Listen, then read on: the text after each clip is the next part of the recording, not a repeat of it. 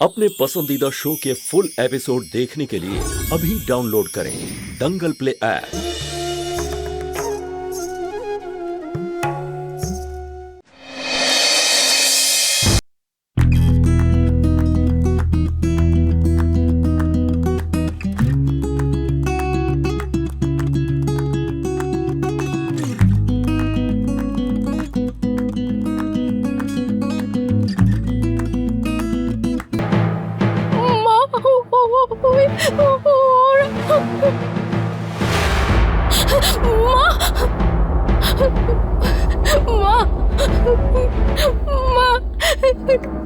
এই তোর বাড়ি ফেরার সময়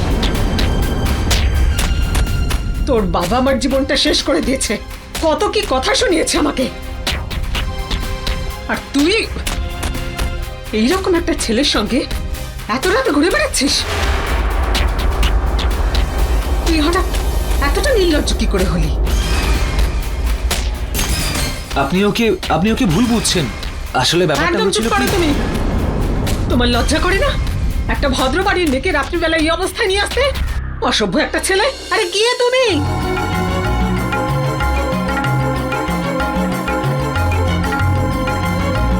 দেখে নাও নিজের মেয়েকে, কার সঙ্গে আর কি অবস্থায় এসেছে।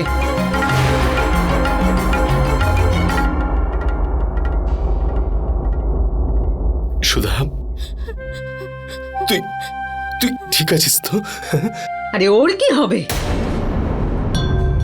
ওর চিন্তায় আমরা সবাই মরে যাচ্ছি এখানে, আর ওই অসভ্য ছেলেটার সঙ্গে কোথায় কোথায় ঘুরছিল। মুখ সামলে কথা বলো মা।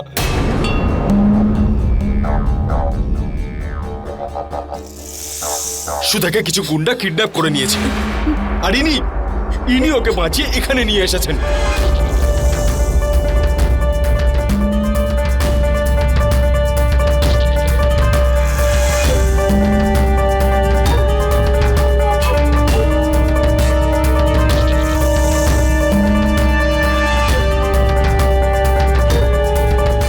কিডন্যাপ?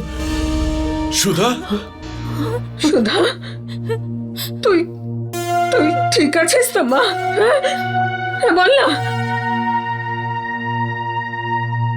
সুধা, আমার সোনা। ভগবান ওদের কখনো ক্ষমা করবে না। দেখো মেয়েটার অবস্থা, ওর কি অবস্থা করেছে।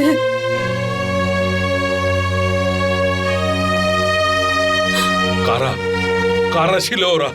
বাজারে আমি একটা লোককে দেখতে পেয়েছিলাম, সেই বলল যে একটা মেয়েকে কিছু গুন্ডা তুলে নিয়ে গেছে।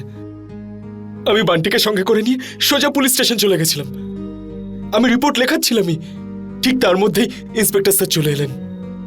উনি বললেন যে উনিও এরকমই একটা খবর পেয়েছেন টেলিফোনে।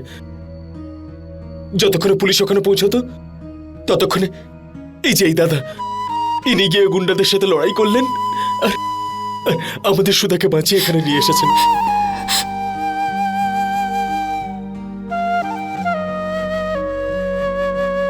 খুব বড় দয়া করেছো আমাদের উপর বাবা, অনেক অনেক ধন্যবাদ। আরে না আঙ্কেল, ধন্যবাদ দেওয়ার কোনো প্রয়োজন নেই। আমি তো শুধু বাই চান্স ওখানে ছিলাম, এইসব কিছু হতে দেখে আমি তো শুধু পুলিশে ইনফর্ম করেছিলাম। একটা কথা বল মা, ওই গুন্ডাগুলোর কথার উত্তর দেওয়ার কি দরকার ছিল? যদি ও চলে না আসতো তাহলে কি হতো তোর? মানে ভগবানকে অনেক অনেক ধন্যবাদ, আমার মেয়েটাকে বাঁচিয়ে দিয়েছে।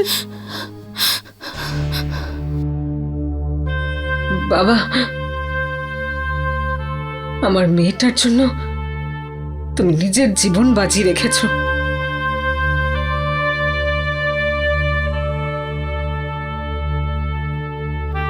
আর আমি না জেনে বুঝে তোমাকে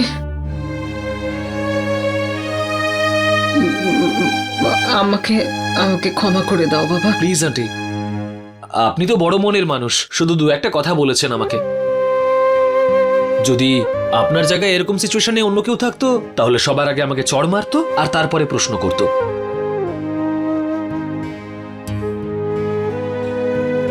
প্লিজ আপনি আমার কাছে ক্ষমা চাইবেন না। আর আপনি বা কি করে জানতেন যে আমি কে আর এখানে সুধার সাথে কেন এসেছি? একজন অচেনা মানুষ হয়েও তুমি আমাদের জন্য যা করেছো, আমি বুঝতে পারছি না যে কোন ভাষায় তোমাকে ধন্যবাদ দেব।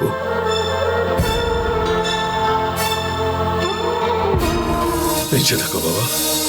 আমি কোনো অচেনা মানুষ নই, বরং আপনাদেরই আপনজন।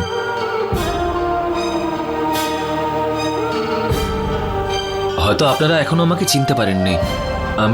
আমি উদয়, জ্যোতি বৌদির দেওর।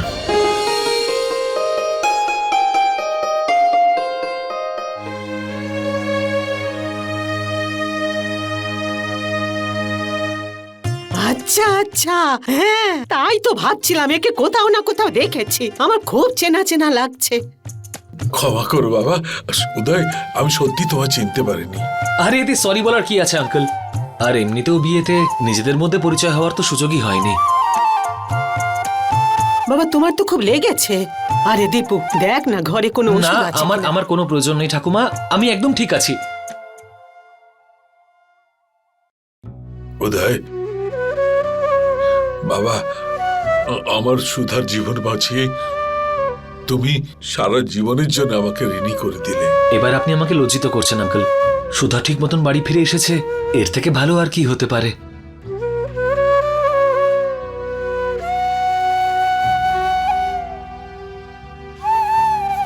এই ইনসিডেন্টের জন্য খুব ভয় পেয়ে গেছে ও। ওনার প্রপার রেস্টের প্রয়োজন।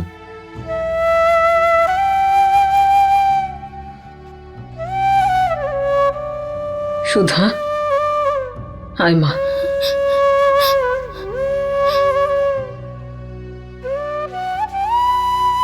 এসো বাবা বসো না। হ্যাঁ ঠাকুমা। হ্যাঁ ঠাকুমা।